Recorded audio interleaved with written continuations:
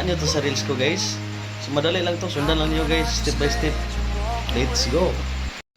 Siyempre, mag-video muna tayo. So ito lang gagawin natin guys. So dadaan tayo sa puno ng kahoy.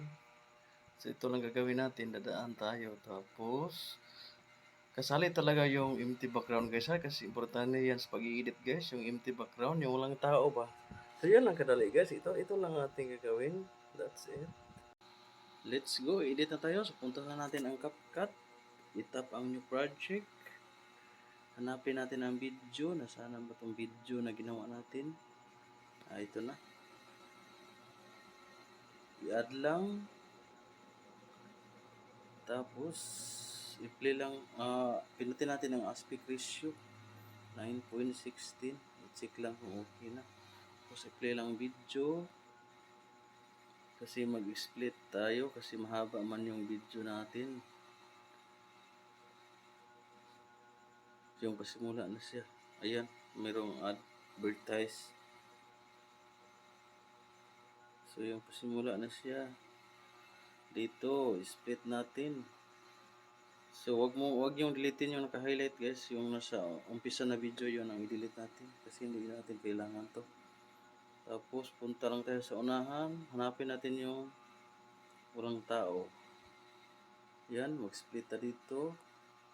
So wag tayo mag-delete ha. Ang kailangan natin dito yung merong tao, yung ilaglag natin, yun ang i-overlay natin. So piliin sa tools ang overlay.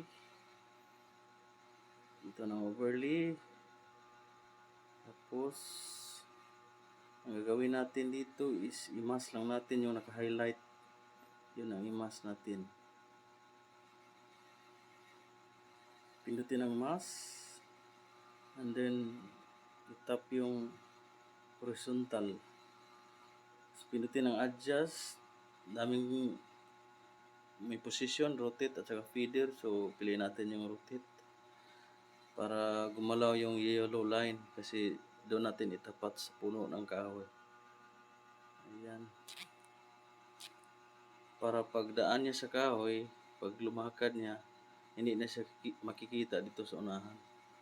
So yan ang purpose nito. Yung masking natin, yung horizontal ang ginagamit natin. So patayuin lang natin yung yellow line. So yan, i-check natin kung gana na ba, tapos i-play natin. Ayan, ito lang kadali guys. Pinakamadali lang. Tapos mag-delete tayo dito kasi sobrang haba naman tong video na to. So ang gagawin natin, pindutin ang video. So mag-highlight, split, delete. Tapos yung sa ibaba naman, split, delete, CapCut, pindutin, delete. Kasi bawal yung watermark. So yan, pwede na yan i-export guys.